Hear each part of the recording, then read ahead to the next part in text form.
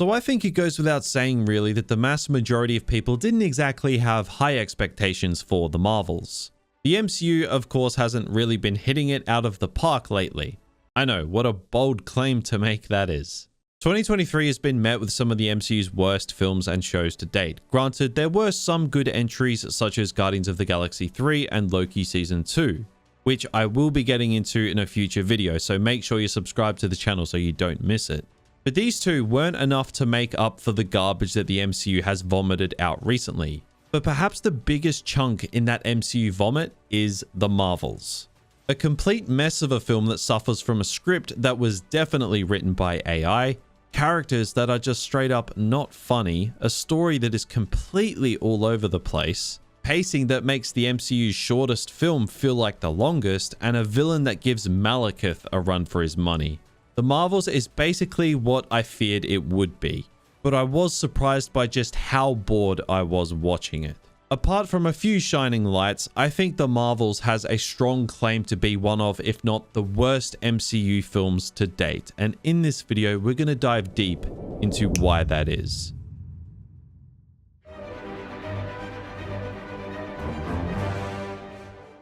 Now, if you were monitoring this film even slightly before releasing, you would know that even Marvel themselves showed a severe lack of faith in this film. Not only was the marketing campaign for this film absolutely terrible, but there were review embargoes that weren't lifting until the day before the movie came out and stuff like that, which is a major red flag.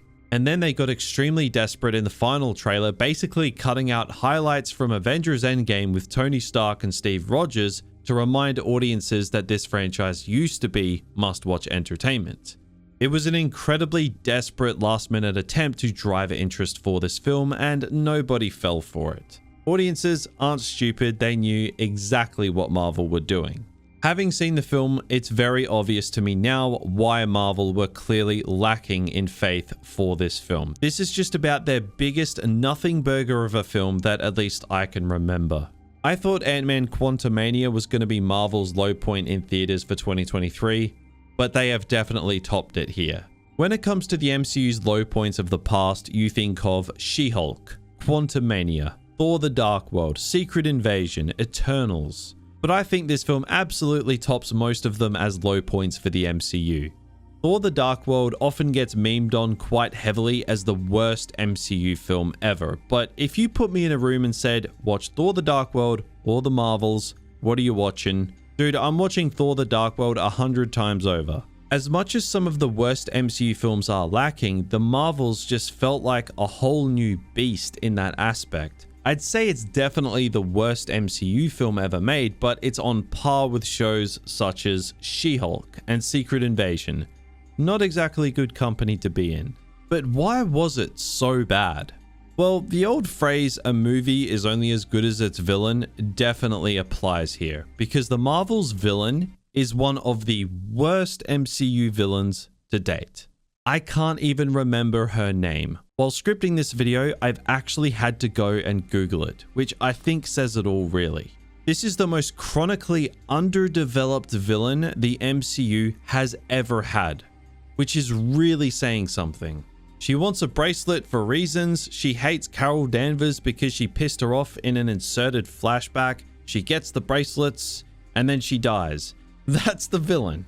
I seriously think Dar-Ben, which that's her name, is easily a worse villain than Malekith, who is often regarded as the worst villain in the MCU.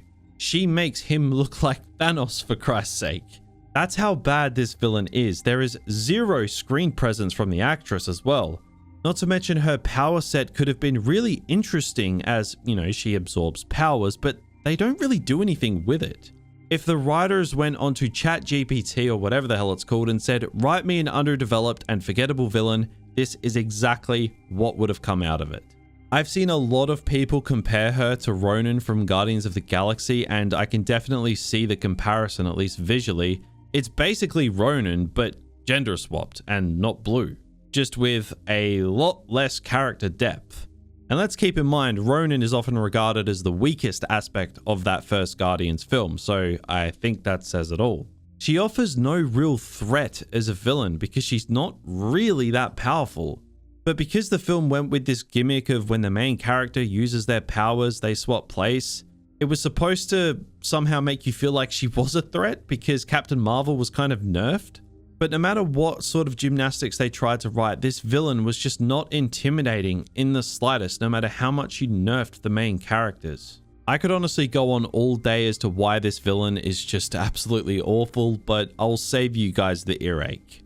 And I say that because you're probably already suffering from earache if you've seen this movie, because there is a section where characters can only communicate in song, basically meaning that there is a musical section that goes for about 5 to 10 minutes in this film. And if that wasn't the longest 5 to 10 minutes of my life, then I don't know what was. It felt like one of those yikes moments that are becoming all too common with the MCU today. A planet where people can only communicate in song, it just ended up being the definition of cringe, and I don't even want to talk about it anymore. It was a true MCU low point.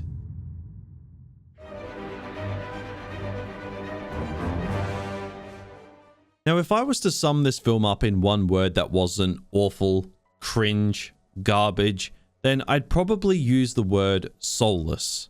And I say soulless because I feel like this movie was written by AI. This entire script could easily be something vomited out by AI, and I know for a fact I'm not the first one to say this. A lot of people have drawn to this conclusion, and having seen the film, it is not hard to imagine why.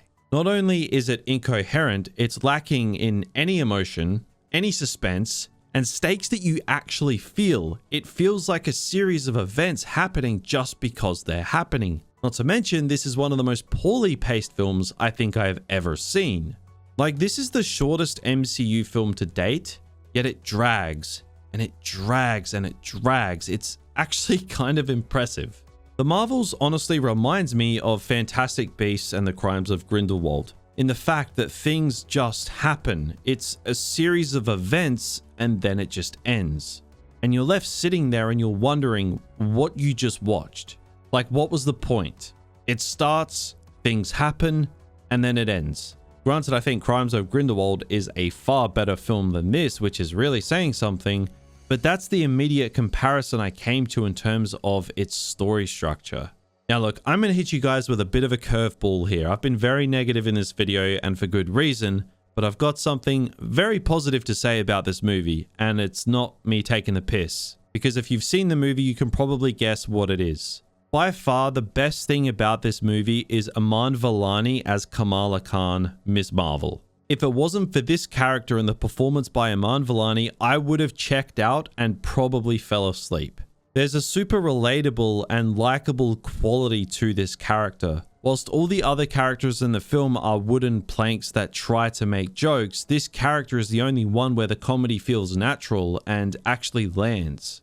There's an endearing and likable quality to this character. She actually feels human, like a real person that could exist. Obviously with superpowers, but you get the point. But as a trade-off, all this really does is highlight just how bland and uninteresting the characters around her are.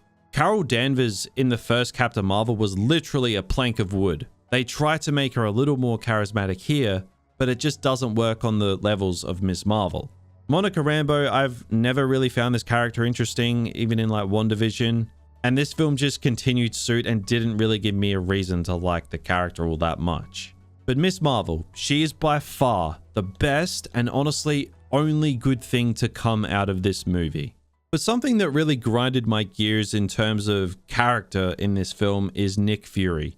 The reason being, if you saw Secret Invasion, you'd know that that show had a more serious tone and took Nick Fury as a character quite seriously. It was at times fairly bleak, but watching the Marvels, you're hit with this complete and utter character whiplash. I don't believe for a second that the Nick Fury in this film is the same Nick Fury from Secret Invasion.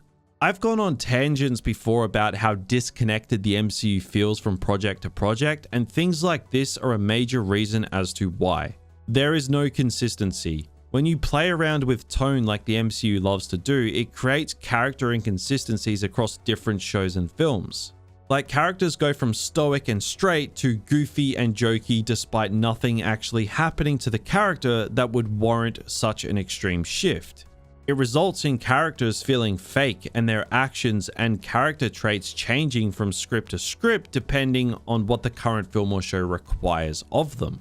Last time I checked, you need to show that progression on screen and not have it just alter drastically from project to project. I love Samuel L. Jackson, I mean, who the hell doesn't? And his performance obviously isn't the problem here, it's the brain-dead writing of this character. It feels like the writers of this film, if there were any, again, AI wouldn't surprise me, but it feels like they just didn't have any knowledge of what Secret Invasion was doing with this character. So as a viewer, it just gives off this complete character whiplash that was annoyingly distracting. This film was just a complete mess from top to bottom. Again, the only real shining light here is Iman Vellani's Miss Marvel. Everything else just fell extremely flat.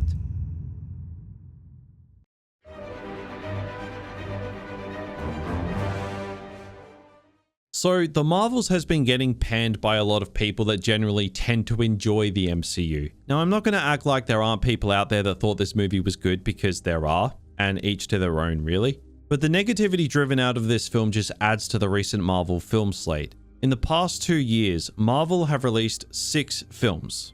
Multiverse of Madness was an extreme disappointment. Thor Love and Thunder was just absolutely awful, to be honest. Wakanda Forever was decent, but ultimately should have just recast T'Challa. Quantumania was a massive disappointment. Guardians 3 was honestly pretty damn good, but was intentionally disconnected from any overarching narrative of the MCU. And we now have The Marvels, which, like I said, apart from Iman Vellani's Miss Marvel, was awful. Realistically, that's 1 win out of 6 in the past 2 years for the MCU in theaters from a quality perspective. The Marvels is already heading toward one of the lowest MCU box office openings in their history, which, considering Captain Marvel is supposed to be a major MCU player, is a little concerning. The MCU realistically needed a big win after the disappointments of 2023 so far, and The Marvels is just not that guy. I honestly feel like Loki is holding the MCU's head above water at the moment, and it's doing so from Disney+, which as a streaming service has lost Disney $387 million in the last quarter. The platform just hit 150 million subscribers and still isn't profitable. So if they're not hitting profit in theaters with these movies, then the MCU is not going to be profitable. And considering the Marvels had a budget of $270 million, which is extremely high, and it's tracking to have such a poor opening, of course throwing marketing into the equation, and there is an extremely high chance that this film loses their money. Meaning that in 2023, the MCU is fighting to remain profitable in theaters, which to be honest is a little crazy to even think about. Quantumania did turn a profit and was technically successful, but after a strong marketing campaign, it wouldn't have been much.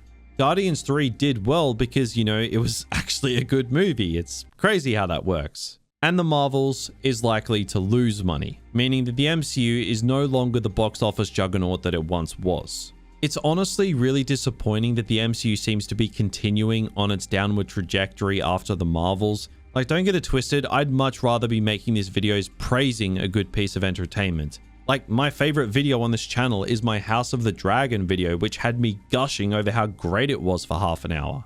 I'd love to be doing that for the MCU, but products like The Marvels just don't allow that to be a reality. There are a lot of people out there that sit around and wait for something to be bad, and they definitely got what they wanted here. But even though I didn't really think it was possible, I was hoping The Marvels was going to be a solid surprise, but that's just not the case. I truly believe that because of its awful script, its bland characters, except for Miss Marvel, its awful pacing, its boring and nonsensical villain, its continuation of character inconsistencies, that The Marvels, when held up alongside some of the MCU's worst films, takes the crown as the new worst film entry into the MCU. I still think that She-Hulk and Secret Invasion are perhaps worse overall, but man, if that's the optimism we're latching onto here, then that's a little concerning about where the MCU is at.